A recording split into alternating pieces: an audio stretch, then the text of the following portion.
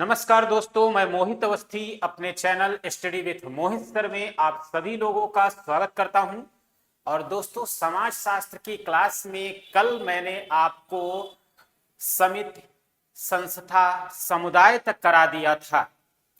जो चैप्टर चल रहा था उसमें अगर आप लोगों ने देखा होगा तो समिति, संस्था और समुदाय ये सब कुछ मैंने करवा दिया था। आज उसी के आगे हम लोग कंटिन्यू करेंगे।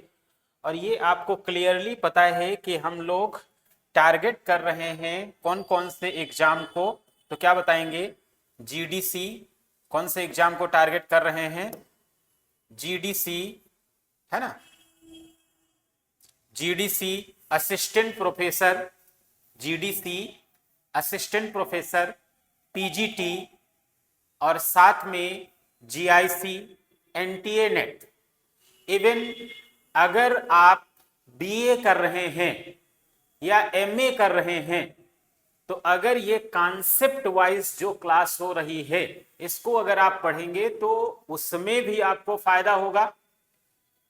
और साथ में क्या है कि जब कभी आप नेट की तैयारी करेंगे तो उसमें आपको और ज्यादा फायदा मिलेगा, है ना। तो पढ़ते रहिए। जो भी समाज शास्त्र का अध्ययन करने वाले लोग हैं, कंपटीशन का एग्जाम दे रहे हैं, नौकरी के लिए या एकेडमिक की पढ़ाई कर रहे हैं, फायदेमंद दोनों के लिए यूजफुल है। अच्छा करेंगे बेहतर होगा सब कुछ, है ना।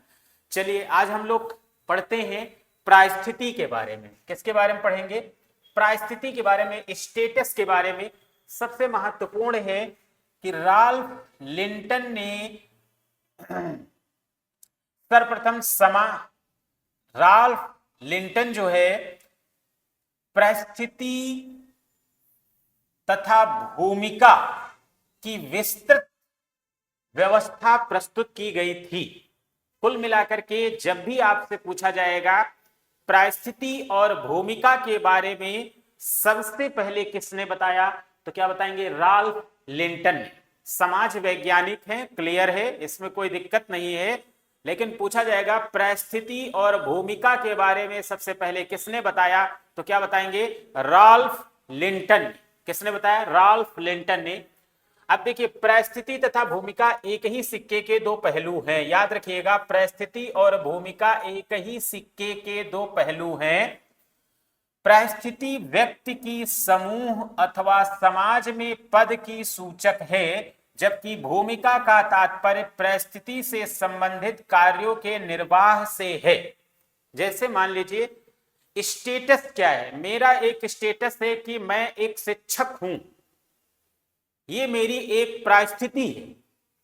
मैं एक शिक्षक हूं, प्राइवेट शिक्षक हूं या सरकारी शिक्षक हूं, ये मेरी क्या है? एक परिस्थिति है, ये एक मेरा स्टेटस है। फिर मैं शिक्षक के स्टेटस पे रहते हुए अपने कार्यों का कैसे संपादन कर रहे हैं, वो क्या कहलाएगा? भूमिका।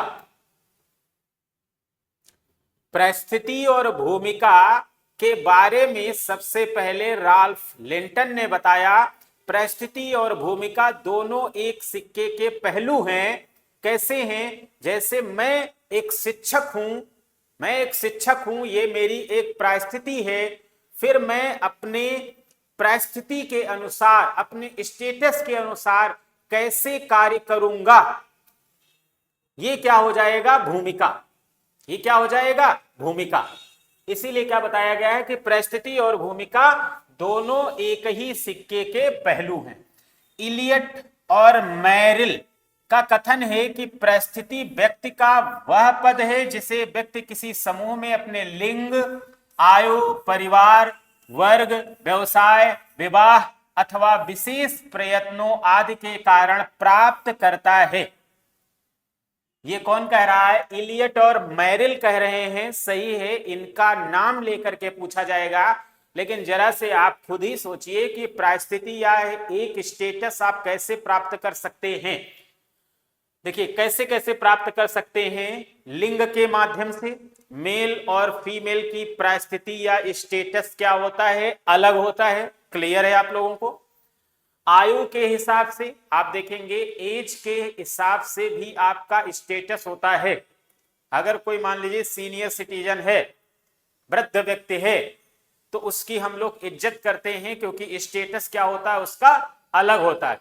कोई बालक है, छोटा सा बालक है, उससे कह देते हैं बेटा जाओ एक गिलास पानी ले आओ। लेकिन अगर कोई बुजुर्ग व्यक्ति बैठा हुआ है तो क्या उससे हम कह सकते हैं बेटा एक गिलास पानी ले आओ? तो इसका मतलब आयु के हिसाब से भी परिस्थिति निर्धारित होती, स्टेटस निर्धारित होता है। परिवार, अब मान लीजिए कोई राजघराने से है तो उसका स्टेटस क्या होगा, उसकी परिस्थिति क्या होगी, एलीट पर्सन की होगी, अभिजात्य वर्ग में वो आएगा। अगला है वर्ग, वर्ग आधारित समाज में देख लीजिए, हायर क्लास है ना, मध्यम वर्ग है, फिर निम्न वर्ग है। तो उन सब वर्गों के लोगों का स्टेटस क्या है, अलग अलग है। व्यवसाय, मान लीजिए बात किया जाए, अगर हम मुकेश अंबानी की बात कर रहे हैं, वो भी एक हिसाब से क्या है, व्यापारी है, उनका व्यापार है। दूसरा क्या है, कूड़ा इकट्ठा करने वाला भी क्या है, एक प्रकार का व्यापारी ही है, कूड़ा इकट्ठा करता है, बेचता है, वो भी क्या है, एक प्रकार का व्यापार है। दोनों के स्टेटस में क्या है, बहुत बड़ा अंतर है। विवाह, विवाह के माध्यम से भी आप स्टेटस या परिस्थिति में परिवर्तन कर सकते हैं। मान लीजिए आप बहुत गरीब खानदान के व्यक्ति हैं और आपने विवाह कर लिया राजघराने से, तो कुछ न कुछ स्टेटस आपका क्या हो गया, चेंज हो गया। या कोई गरीब घर की लड़की है, राजघराने में उसकी शादी हो गई, तो महारानी बन गई, रानी बन गई, स्टेटस क्या हो गया उसका, बदल गया, है ना। विशेष प्रयत्नों, विशेष प्रयत्न का मतलब यह है कि आप लोग समाज शास्त्र की क्लास असिस्टेंट प्रोफेसर के लिए, जीडीसी के लिए, पीजीटी के लिए या जीआईसी के लिए पढ़ रहे होंगे, या बीए कर रहे होंगे, एमए कर रहे होंगे, या नेट की तैयारी कर रहे होंगे। जरूरी नहीं है कि आप अरबपति घर के ही हों, हो सकता है आप साधारण परिवार से बिलोंग करते हो, लेकिन आप प्रयत्न क्या कर रहे हैं कि मैं असिस्टेंट प्रोफेसर बन जाऊं। जब आप असिस्टेंट प्रोफेसर बन जाएंगे तो आपकी परिस्थिति यानी स्टेटस क्या हो जाएगा, चेंज हो जाएगा, आप कहीं ना कहीं एलीट पर्सन में आ जाएंगे। समझ गए ना। तो यही बात इलियट और मैरिल ने कहा कि इनके माध्यम से क्या होता है, परिस्थिति प्राप्त की जा सकती या पद प्राप्त किया जा सकता। भूमिका वह कार्य है जिसे वह प्रत्येक परिस्थिति के फलस्वरूप निभाता है। भूमिका वह कार्य है जिसे वह प्रत्येक परिस्थिति के फलस्वरूप निभाता है। लेपियर क्या कह रहे हैं, अब भाई भूमिका के बारे में मैंने पहले ही बता दिया है कि जो भी परिस्थिति इसमें से आपको मिलेगी, उसके बाद उस परिस्थिति के अनुसार जो अपने आप कार्य करेंगे वही क्या कहलाएगा, भूमिका कहलाएगा। लेपियर कहते हैं सामाजिक परिस्थिति सामान्यतः उस पद के रूप में समझी जाती है जो एक व्यक्ति समाज में प्राप्त किए होता है। लिंटन क्या कहते हैं, इनको भी सुन लीजिएगा क्योंकि सबसे पहले इन्होंने ही परिस्थिति और भूमिका के बारे में बताया है। ये कहते हैं सामाजिक व्यवस्था के अंतर्गत किसी व्यक्ति को एक समय विशेष में जो स्थान प्राप्त होता है उसी को उस व्यक्ति की परिस्थिति कहा जाता है। ये कौन कहते हैं, लिंटन कहते हैं। फिर जॉन लेवी हैं, वीरस्टीड हैं, तमाम लोगों ने परिस्थिति के बारे में अपनी अपनी बातें बताई हैं, जिनका महत्वपूर्ण है उनके बारे में हमने बात कर लिया है ना। अकबर निमकाफ क्या कहते हैं, देख लीजिएगा। अकबर निमकाफ क्या कहते हैं, अकबर निमकाफ के अनुसार समाज व्यक्ति की अपेक्षा उसकी परिस्थिति में अधिक रुचि रखता है। याद रखिएगा। वीरस्टीड का मत है परिस्थिति संस्थागत भूमिका है। राल्फ लिंटन फिर बता रहे हैं 1936 में परिस्थिति को निम्नलिखित दो भागों में बांटा है। एक क्या हो जाएगा, प्रदत्त परिस्थिति, और दूसरी क्या हो जाएगी, अर्जित परिस्थिति। किसने बांटा है, राल्फ लिंटन ने परिस्थिति को कितने भागों में बांटा है, तो याद रखिएगा दो भागों में। सबसे पहले परिस्थिति और भूमिका के बारे में राल्फ लिंटन ने ही बताया। उसके बाद 1936 में राल्फ लिंटन ने ही परिस्थिति को दो भागों में बांट दिया है, अर्जित परिस्थिति और प्रदत्त परिस्थिति। दोनों के बारे में आप जानते हैं। अर्जित का मतलब क्या होता है, स्वयं के प्रयास से जिसका आप अर्जन करते हैं, जैसे मान लीजिए आप असिस्टेंट प्रोफेसर बन करके एक प्रोफेसर की श्रेणी में आना चाहते हैं, है ना, तो ये आपकी अर्जित परिस्थिति हो जाएगी। लेकिन कुछ परिस्थितियां क्या होती, प्रदत्त भी होती हैं। आपने राजा के घर में जन्म लिया तो आप राजकुमार बन गए, जन्म से ही आप क्या बन गए, राजकुमार बन गए, वो क्या हो जाएगा, प्रदत्त परिस्थिति। इन्हीं के बारे में कौन बताता है, राल्फ लिंटन बताते हैं कि प्रदत्त परिस्थिति या जन्म से होती है ना, जैसे जैसे माता पिता भाई बहन आदि के माध्यम से ये प्राप्त हो सकती है ना।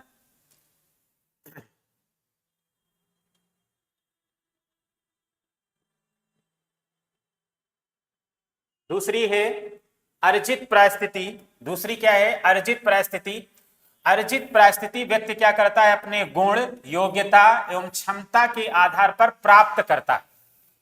अगर आपको बाय बर्थ परिस्थिति या स्टेटस मिल रहा है, आपने राजा के घर में जन्म ले लिया तो आप क्या हो गए, राजकुमार हो गए, तो वो क्या हो जाएगा, बाय बर्थ आपको मिल गया है। और बाय बर्थ मिला है तो फिर क्या हो जाएगा, प्रदत्त। और जब आप अपनी मेहनत से कोई पद हासिल करते हैं तो वही क्या कहलाता है, अर्जित, है ना। इसमें जैसे शिक्षा है, व्यवसाय है, विवाह है, संपत्ति है, ये सब किसमें आ जाएगा, अर्जित परिस्थिति में। सोचिएगा जरा से, शिक्षा बिना मेहनत के क्या हासिल हो सकती है, व्यवसाय, कोई भी व्यवसाय है, कितना भी लंबा व्यापार रहा हो, लेकिन अगर आप मेहनत नहीं कर रहे हैं तो व्यापार डूब भी सकता है। आप अपने व्यापार को बुलंदी पर पहुंचाने के लिए खुद को मेहनत करना पड़ेगा, यानी अर्जित में ही आएगा। विवाह, विवाह भी क्या है, अर्जित परिस्थिति में ही आता है, वो आप करते हैं, है ना। संपत्ति, जितना ज्यादा मेहनत करेंगे या संपत्ति इकट्ठा करेंगे वो क्या कहलाएगा, अर्जित परिस्थिति। हार्टन एवं हंट क्या कहते हैं, इनको देख लीजिएगा। एक सामाजिक पद जिसे व्यक्ति अपनी इच्छा एवं प्रतिस्पर्धा के द्वारा प्राप्त करता है, अर्जित परिस्थिति के नाम से जाना जाता है। ठीक है, हार्टन एवं हंट ने कहा है, लेकिन आपको भी पता है कि अपनी इच्छा और मेहनत से अगर कोई चीज हम हासिल कर रहे हैं तो वो क्या कहलाएगा, अर्जित परिस्थिति।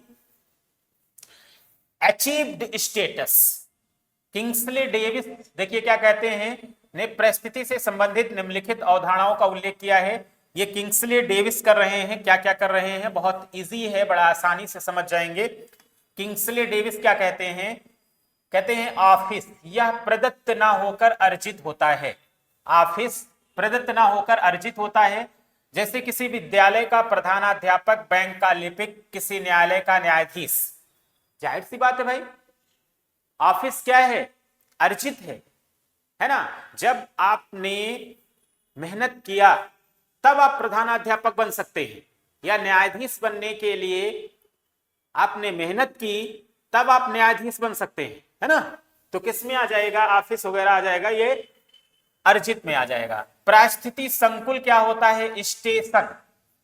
किंग्सले डेविस क्या बताते हैं कि परिस्थिति संकुल एक व्यक्ति की अनेक परिस्थितियों का संग्रह या गुच्छा है जिसको अन्य व्यक्ति भी मान्यता प्रदान करते हैं और उसी के संदर्भ में व्यक्ति के व्यक्तित्व को पहचानते हैं, है ना।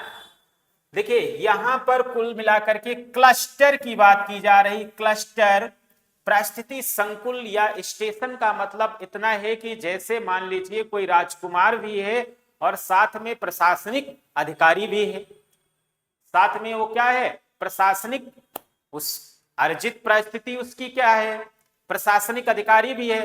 प्रदत्त परिस्थिति में क्या आ जाएगा कि वो राजा के घर का लड़का भी है ना। दूसरा क्षत्रिय भी है, समाज के वरीयता क्रम में एक उच्च कुल का भी है ना। तो इस प्रकार उसकी परिस्थितियों का गुच्छ है, उसी को क्या कहते हैं, परिस्थिति संकुल या स्टेशन कहते हैं। अब देखिए स्त्रत क्या है या स्तर क्या है। स्ट्रेटम से अभिप्राय एक परिस्थिति समूह से होता है। एक प्रकार की परिस्थिति संकुल को धारण करने वाले सभी व्यक्ति मिलकर एक स्तर का निर्माण करते हैं, जैसे प्रबंधक, अध्यापक, व्यवसायी, मजदूर, है ना। स्ट्रेटम क्या होता है कि स्ट्रेटम का मतलब सिर्फ इतना समझ लीजिएगा, जैसे अध्यापक गण, व्यापारी गण, गण लगा करके इनको याद करिएगा कि यही किंग्सले डेविस स्ट्रेटम के बारे में बताते हैं कि स्ट्रेटम अध्यापक गण, शिक्षक गण, व्यापारी गण, है ना, एक तरह के लोगों का समूह।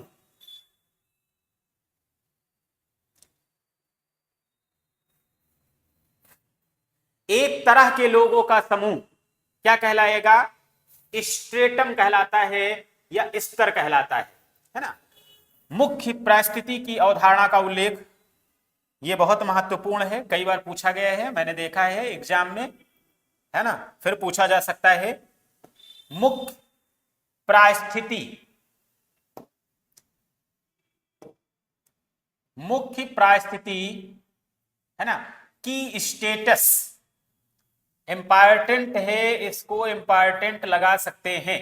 मुख्य परिस्थिति की स्टेटस, इस अवधारणा का उल्लेख ईटी हिलर, किसने किया? ईटी हिलर नामक समाजशास्त्री द्वारा किया गया। वीरस्टीड के अनुसार मुख्य परिस्थिति वह है जो दूसरी परिस्थितियों की तुलना में अधिक महत्वपूर्ण एवं अग्रणी होती है ना। मुख्य परिस्थिति क्या है? मुख्य परिस्थिति वह है जो दूसरी परिस्थितियों की तुलना में अधिक महत्वपूर्ण एवं अग्रणी होती है ना। जैसे भारत में जाति है तो रूस में व्यक्ति की राजनीतिक स्थिति, है ना। वीरस्टीड कह रहे हैं कि मुख्य परिस्थिति वह है जो दूसरी परिस्थितियों की तुलना में अधिक महत्वपूर्ण एवं अग्रणी होती है। बहुत महत्वपूर्ण बात कही है वीरस्टीड ने कि मुख्य परिस्थिति है क्या? दिया किसने? ईटी हिलर ने। की स्टेटस, की स्टेटस, मान लीजिए की स्टेटस के बारे में जो वीरस्टीड कहते हैं, उनकी जरा से बात को समझिएगा कि मुख्य परिस्थिति वह है जो दूसरी परिस्थितियों की तुलना में अधिक महत्वपूर्ण एवं अग्रणी होती है। जैसे मान लीजिए हम अगर यहां पर बात कर लें, पीसीएस अधिकारी हैं, आईएएस हैं, है ना, शिक्षक हैं, शिक्षक हैं, ठीक ना, या मान लीजिए कोई व्यापारी हैं, ये सब लोग हैं, इनकी सबकी परिस्थिति क्या है? अलग अलग है, इनका स्टेटस क्या है? अलग है। लेकिन जब देखिए, मेरी बात को अन्यथा मत लीजिएगा, सिर्फ मैं समझाने के लिए बता दे रहा हूं, मेरा किसी भी जाति से, किसी नियम कानून से कोई लेना देना नहीं है। क्लियरली मैं बता दे रहा हूं, मैं सिर्फ आप लोगों को समझाने के लिए बता रहा हूं। व्यापारी हैं, पीसीएस हैं, आईएएस हैं, शिक्षक हैं, इनकी सबकी परिस्थिति है, स्टेटस है। लेकिन जब यूजीसी कानून के बारे में बात आई, यूजीसी कानून के बारे में बात आई, तो आपने देखा कि क्षत्रिय ब्राह्मण यानी जनरल कैंडिडेट अलग बात कर रहे हैं, एससी एसटी ओबीसी अलग बात कर रहे हैं। यानी प्रमुख रूप से उभर करके क्या आया? जाति शब्द। प्रमुख रूप से क्या आया? जाति। वही बात वीरस्टीड कहते हैं कि मुख्य परिस्थिति वह है जो दूसरी परिस्थितियों की तुलना में अधिक महत्वपूर्ण है। यानी मुख्य परिस्थिति यहां पर इन सब की क्या मान ली जाएगी? वर्तमान परिदृश्य को देखते हुए तो जाति ही मान ली जाएगी। आप आईएएस हैं, पीसीएस हैं, व्यापारी हैं, पुजारी हैं या शिक्षक हैं, लेकिन आपकी मुख्य परिस्थिति क्या बनती नजर आ रही है? जाति। क्योंकि आप यूजीसी के समय जातियों की बात करने लगे। क्लियर है ना? तो यही बात वीरस्टीड भी कह रहे हैं कि मुख्य परिस्थिति वास्तव में वही है जो दूसरी परिस्थिति की तुलना में अधिक महत्वपूर्ण और अग्रणी है। जैसे हमारे भारत में जाति और रूस में व्यक्ति की राजनीतिक स्थिति। एकदम क्लियरली समझ में आ रहा होगा, कोई डाउट नहीं रहेगा, बस आप सुनिए और मजा आएगा। परिस्थिति संघर्ष क्या है? Status conflict. परिस्थिति संघर्ष, स्टेटस कॉन्फ्लिक्ट, जब किसी व्यक्ति द्वारा दो परिस्थितियां धारण की जाती हैं तथा जिसके मानदंड एक दूसरे से भिन्न हो और एक के पालन करने से दूसरे की अवहेलना होती है, तो इसे परिस्थिति संघर्ष कहेंगे। इंपॉर्टेंट है, याद रखिएगा। परिस्थिति संघर्ष क्या है? स्टेटस कॉन्फ्लिक्ट क्या है? स्टेटस कॉन्फ्लिक्ट का मतलब, मान लीजिए कोई न्यायाधीश है, तो उसका स्टेटस या परिस्थिति है न्याय करना, लेकिन उसी के सम्मुख उसका ही बेटा आता है और उसके खिलाफ एफआईआर है, उस केस की सुनवाई वही न्यायाधीश कर रहा है, तो उधर वो पिता भी है, उसको पिता की भी भूमिका निभाना है, और इधर न्यायाधीश है, न्याय भी करना है। तो वहां पर एक संघर्ष या कॉन्फ्लिक्ट जैसी स्थिति उत्पन्न होती है, उसी को क्या कहते हैं? परिस्थिति संघर्ष। बात यह है कि अब उसके सामने न्याय करे तभी तो न्यायाधीश का कर्तव्य सही से वो निभा पा रहा है। दूसरी तरफ पुत्र है, एक पिता तो चाहेगा ही कि पुत्र बच जाए, पुत्र को कारावास ना हो या फांसी की सजा ना हो। यहीं पर दो परिस्थितियों के बीच में संघर्ष होता है, उसी को क्या कहते हैं? परिस्थिति संघर्ष या स्टेटस कॉन्फ्लिक्ट। अगला है परिस्थिति संबंध, स्टेटस रिलेशन। जब कुछ परिस्थितियां जोड़े के रूप में होती हैं तो उसे परिस्थिति संबंध कहते हैं। जैसे माता पिता, पति पत्नी, गुरु शिष्य, ये परिस्थितियां क्या हैं? जोड़े के रूप में होती हैं। जब परिस्थितियां जोड़े के रूप में हो, स्टेटस रिलेशन कहा जाएगा। जैसे माता पिता, गुरु शिष्य। परिस्थिति प्रतिमान क्या है? स्टेटस सेट, है ना। मर्टन के अनुसार, याद रखिएगा, ये भी इंपॉर्टेंट है, परिस्थिति प्रतिमान, है ना। Status set, status set Merton के अनुसार परिस्थिति प्रतिमान वह है जब किसी व्यक्ति द्वारा एक समय में कई परिस्थिति एक साथ धारण की जाएं। जैसे एक व्यक्ति द्वारा प्रबंधक, पिता, पुत्र, चाचा, मामा, जीजा, फूफा, भाई आदि परिस्थितियां एक साथ धारण करना। परिस्थिति प्रतिमान या स्टेटस सेट।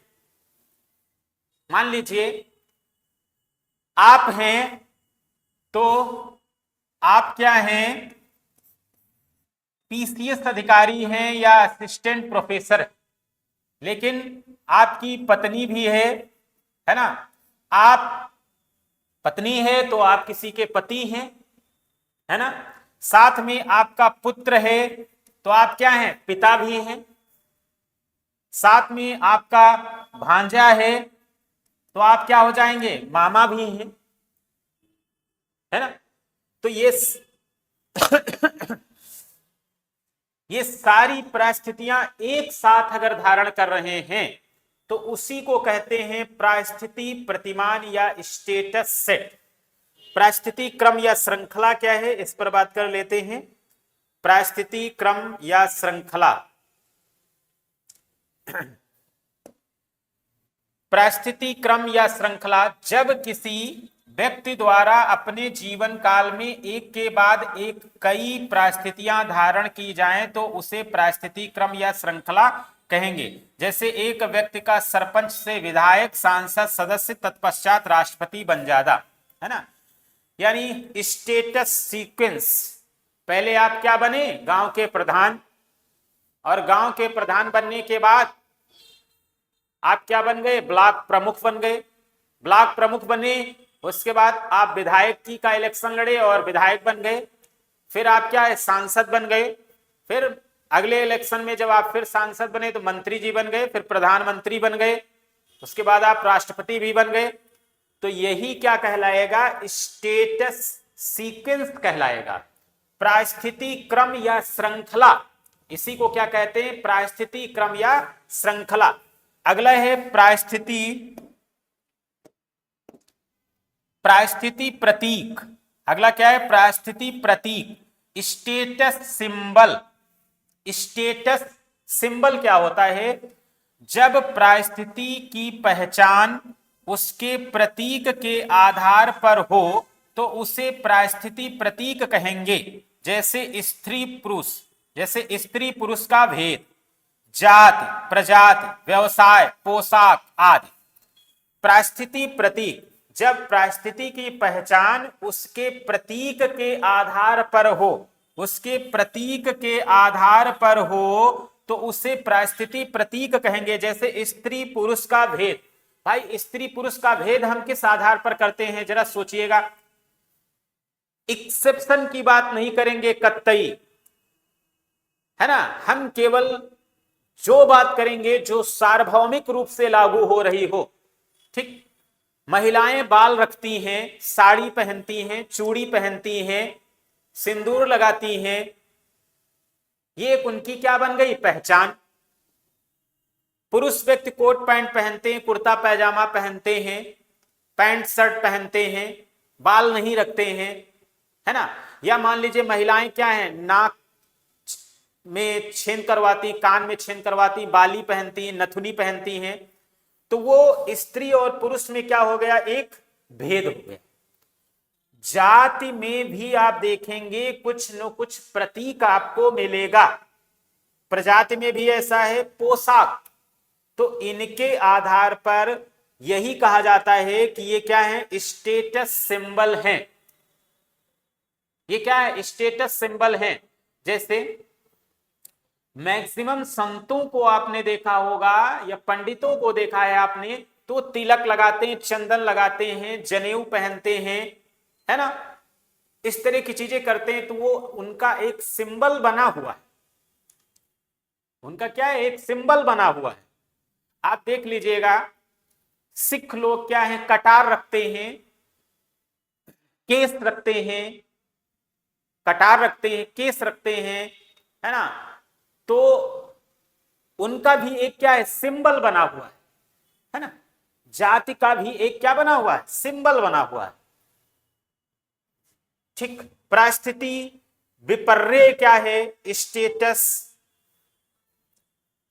जब एक परिस्थिति से संबंधित विशेषाधिकारों एवं कर्तव्यों में कभी कभी विपरीत संबंधों को निभाना पड़ता है तो यह स्थिति परिस्थिति विपर्य है।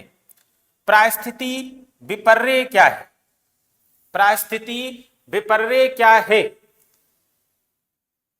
मान लीजिए कि आप असिस्टेंट प्रोफेसर हैं, आप हमेशा बच्चों के साथ में न्याय करते हैं, सबको एक भाव से देखते हैं, सबको समान रूप से शिक्षा देते हैं, एग्जाम में भी आप किसी की भी हेल्प नहीं करते हैं, चीटिंग नहीं करवाते हैं। लेकिन आप वहां पर मौजूद हैं, आपका स्वयं का बच्चा है और कुछ चीटिंग कर रहा है, आप उस चीटिंग को अनदेखा कर रहे हैं। आपकी परिस्थिति क्या है कि जिस भी बच्चे को हम देखेंगे चीटिंग करते हुए, तुरंत उसको इस परीक्षा हॉल से बाहर कर देंगे। लेकिन आप चीटिंग करते देख रहे हैं और अनदेखा कर रहे हैं, वही क्या हो जाएगा, परिस्थिति विपर्य हो जाएगा। जब एक परिस्थिति से संबंधित विशेषाधिकारों एवं कर्तव्यों में कभी कभी विपरीत संबंधों को निभाना पड़ता है तो यह स्थिति परिस्थिति विपर्य कहलाती है। क्लियर है ना भैया, यहां तक मुझे लगता है आप लोगों की समझ में अच्छे से आया होगा, है ना। आगे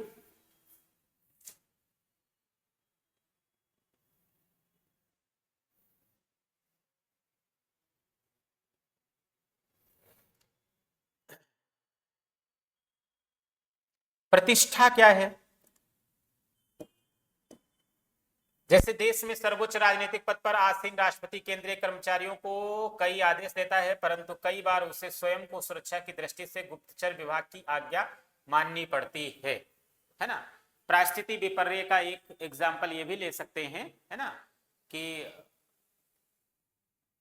कोई भी राष्ट्रपति है या प्रधानमंत्री है, वो अपने सभी ऑफिस स्टाफ, है ना, को आदेश देते रहते हैं, लेकिन कभी कभी क्या होता है कि कोई गुप्तचर या उनका सिक्योरिटी इंचार्ज उनसे कहा कि आप ये काम बिल्कुल नहीं करेंगे, आप कार से बाहर नहीं निकलेंगे, तो वो नहीं निकलते। ये भी क्या है, एक प्रकार से परिस्थिति विपर्य है। अगला है प्रतिष्ठा। प्रतिष्ठा क्या है? प्रतिष्ठा का संबंध व्यक्ति से ना होकर परिस्थिति से। समाज में प्रत्येक परिस्थिति की एक प्रतिष्ठा होती है, एक मूल्य होता है। समाज में प्रत्येक परिस्थिति के प्रति लोगों में आदर एवं श्रद्धा की अलग अलग मात्रा पाई जाती है।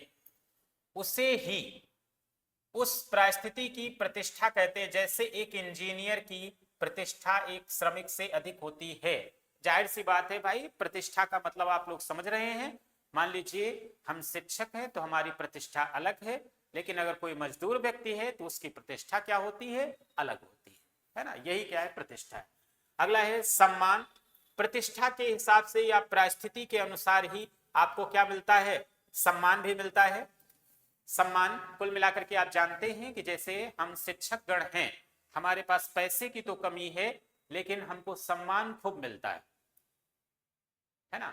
भले ही वो आईएएस, पीसीएस या किसी मंत्री के घर का भी लड़का हो और हमारा शिष्य है तो हमारे पैर छू लेता है, तो हमको क्या मिलता है, सम्मान मिलता है ना। तो आपकी परिस्थिति के अनुसार ही आपको सम्मान मिलता है, आप जानते हैं।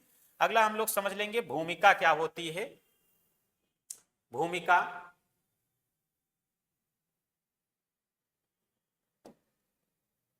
भूमिका क्या है? सर्वप्रथम 1920 में जीएच मीड ने भूमिका पर ध्यान केंद्रित किया, याद रखिएगा।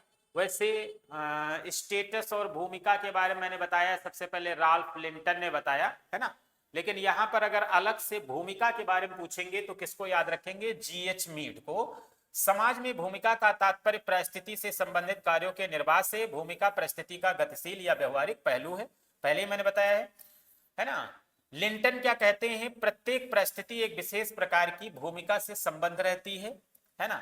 यही Elliot, Merrill, Horton Hunt, Akbar, निमकाफ, डेविस सब लोग घुमा फिरा करके यही कहेंगे कि आपकी जैसी परिस्थिति होगी, आपकी जैसी परिस्थिति होगी, उनके कार्यों के संपादन जिस प्रकार से आप करेंगे वही क्या कहलाएगा, भूमिका, है ना। अभी इसके पहले भी मैं समझा चुका हूं कि जैसे मैं शिक्षक हूं, ये मेरी परिस्थिति है, फिर मैं अपना शिक्षा देने वाला काम कैसे करता हूं, वो मेरी क्या हो जाएगी, भूमिका। तो ये चीज आप लोग समझ रहे हैं, इसमें कोई दिक्कत नहीं। इनकी परिभाषाएं बहुत ज्यादा याद करने के चक्कर में मत पड़िए। अब इसको देख लीजिएगा, रॉबर्ट मर्टन द्वारा भूमिका एवं परिस्थिति से संबंधित 3 अवधारणाएं प्रस्तुत की गई हैं। किसके द्वारा, ये इंपॉर्टेंट है, किसके द्वारा, रॉबर्ट मर्टन द्वारा भूमिका एवं परिस्थिति से संबंधित निम्नलिखित 3 अवधारणाएं प्रस्तुत की गई हैं। प्रमुख प्रतिमान, है ना, कौन कौन से हैं प्रमुख प्रतिमान, पहला देख लेंगे। भूमिका प्रतिमान, रोल सेट, जब किसी व्यक्ति द्वारा अपनी परिस्थिति से संबंधित विभिन्न परिस्थितियों को धारण करने वाले व्यक्तियों के साथ अलग अलग प्रकार की जो भूमिका निभाई जाती है, उसी को क्या कहते हैं, भूमिका प्रतिमान कहते हैं। उसी को क्या कहते हैं, भूमिका प्रतिमान कहते हैं। और ये बात कौन कर रहा है, कौन कर रहा है, मर्टन कर रहे हैं। कौन कर रहा है भैया, मर्टन। कौन कर रहा है, मर्टन कह रहे हैं। जैसे मान लीजिए कि यहां पर देख रहे हैं कि उसकी मुख्यमंत्री का मंत्रियों, जनता, प्रशासनिक अधिकारियों आदि के साथ भिन्न भिन्न प्रकार का व्यवहार करना। परिस्थिति प्रतिमान और परिस्थिति श्रृंखला का उल्लेख परिस्थिति की अवधारणा में किया गया है। आप अपने को रख लीजिए ना, आप अपने आप को रख लीजिए कि आप जैसे मान लीजिए कि आप प्रशासनिक अधिकारी भी हैं, पिता भी हैं, है ना, पति भी हैं, पुत्र भी हैं, है ना। अगला है मुख्य भूमिका, की रोल, मुख्य भूमिका या की रोल। मुख्य भूमिका या की रोल, एक व्यक्ति समाज में कई भूमिकाएं अदा करता है, परंतु जिस भूमिका के कारण समाज में उसकी पहचान होती है वही उसकी मुख्य भूमिका कहलाती है। मुख्य भूमिका, है ना। मुख्य भूमिका आप लोग जानते हैं, जैसे मान लीजिए कि मैं किसी का पुत्र भी हूं, किसी का भाई भी हूं, है ना, किसी का चाचा भी हूं, किसी का मामा भी हूं, लेकिन मेरी पहचान किसकी वजह से है कि मैं एक शिक्षक हूं, मैं पढ़ाता हूं, है ना, ज्ञान देता हूं, जिससे लोगों की नौकरी लगती है। तो मेरी पहचान किससे है? वास्तव में एक शिक्षक की वजह से है, जो अपनी खुद की अर्जित परिस्थिति में आएगा। तो यही मेरी क्या कहलाएगी? वास्तव में मुख्य भूमिका कहलाएगी। यही क्या कहलाएगी? की रोल। भूमिका पालन क्या होता है? Role playing. समाज द्वारा निर्धारित प्रतिमानों के अनुरूप जब किसी व्यक्ति द्वारा अपनी भूमिका निभाई जाती है तो उसे भूमिका पालन कहते हैं। देखिए, समाज के कुछ मानदंड होते हैं, नियम और कानून होते हैं। अगर उनके अनुसार आप अपनी भूमिका का निर्वाह कर रहे हैं, आप अपने कार्यों को कर रहे हैं, तो वही क्या कहलाएगा? भूमिका पालन कहलाएगा। मान लीजिए मैं पंडित हूं, मैं ब्राह्मण हूं, तो मेरा ये कर्तव्य है कि मैं लोगों को ज्ञान दूं। मैं ब्राह्मण हूं तो ब्राह्मणों से ये अपेक्षा की जाती है कि वो मांस मदिरा का सेवन ना करें, व्यभिचारी ना हो, है ना, उनकी विचारधारा सात्विक हो, सत्य बोलने वाले हों, न्याय प्रिय हों, पूजा पाठ करने वाले हों, धार्मिक कार्य करने वाले हों। तभी क्या है, एक प्रकार से ये मेरा भूमिका पालन होगा, है ना, भूमिका पालन। जैसे पंडित, पादरी, अध्यापक आदि द्वारा अपनी अपनी भूमिकाओं का पालन करना। अगला है भूमिका ग्रहण। भूमिका ग्रहण, रोल टेकिंग। जब एक व्यक्ति विशिष्ट भूमिकाओं को निभाना सीखता है तो इसे भूमिका ग्रहण कहा जाता है। जैसे सिपाही में भर्ती होने पर एक व्यक्ति सिपाही की भूमिका निभाना सीखता है। भूमिका ग्रहण का उल्लेख किसने किया? G.H. मीड। याद रखिएगा, बहुत महत्वपूर्ण है। किसने किया है? G.H. मीड ने किया है ना। भूमिका ग्रहण, भूमिका ग्रहण भूमिका ग्रहण आप इस तरह से भी समझ सकते हैं, जैसे मान लीजिए कोई लड़की है, उसकी शादी हुई है, अभी तक तो वो एक लड़की की तरह जीवन यापन कर रही थी, लेकिन शादी होने के तुरंत बाद महिला बन जाती है, अंतर आ जाता है। घूंघट करना है और भी तमाम कार्यों का संपादन करना है, तो वही क्या कहलाएगा? भूमिका ग्रहण कहलाएगा। एक प्रकार की भूमिका चेंज। अभिनय की भूमिका, प्लेइंग ऑफ रोल। जब एक व्यक्ति किसी अन्य पात्र की भूमिका का अभिनय करता है तो इसे अभिनय की भूमिका कहते हैं। जैसे एक व्यक्ति द्वारा रामलीला में राम की भूमिका का अभिनय करना। अभिनय की भूमिका, आप पहुंचे हैं और हनुमान जी का रोल कर रहे हैं तो वो अभिनय की भूमिका है। अगला है क्या है? भूमिका वंचन। भूमिका वंचन क्या है?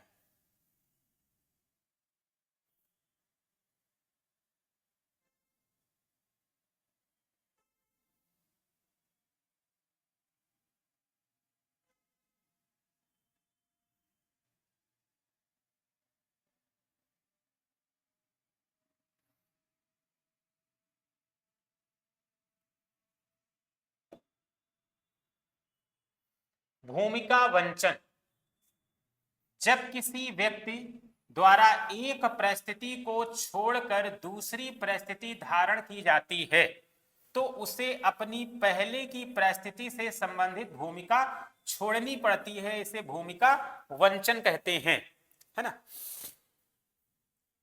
इसे क्या कहते हैं? भूमिका वंचन। जब किसी व्यक्ति द्वारा एक परिस्थिति को छोड़कर दूसरी परिस्थिति धारण की जाती है तो उसे अपनी पहले की परिस्थिति से संबंधित भूमिका छोड़नी पड़ती है, इसे भूमिका वंचन कहते हैं। मान लीजिए कि मैं शिक्षक हूं, है ना, तो एक शिक्षक के बारे में आप जानते हैं उसका स्वभाव सरल होता है और भी तमाम चीजें हैं जो अपनी एक शिक्षक की क्वालिटी होती हैं। लेकिन मैं कल राजनेता बन जाऊं तो ये जो भूमिका है एक शिक्षक वाली, ये मुझे छोड़ना पड़ेगा, फिर राजनीति के हिसाब से काम करना पड़ेगा। वही क्या कहलाएगा? भूमिका वंचन। अगला है भूमिका संक्रमण।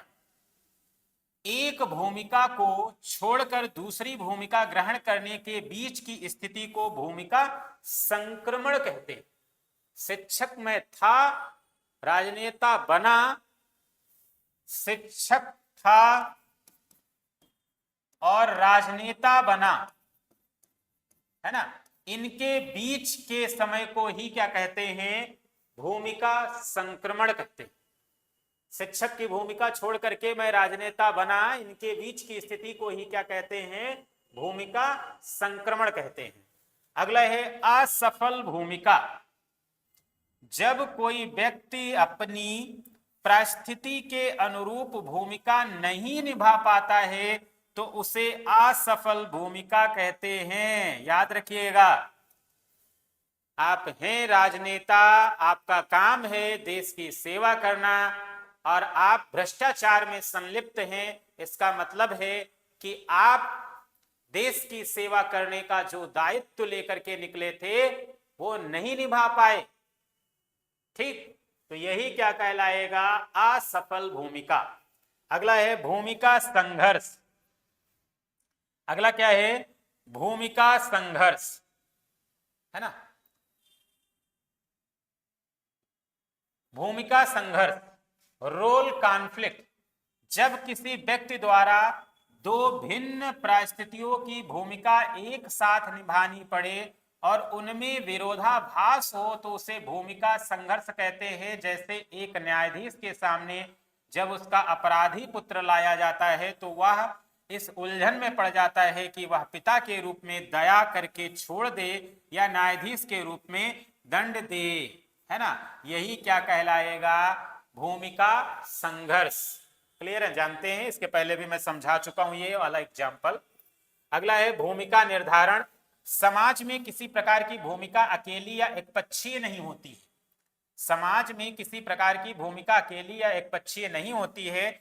हर एक भूमिका का महत्व अन्य परिस्थितियों एवं भूमिकाओं के संदर्भ में होता है।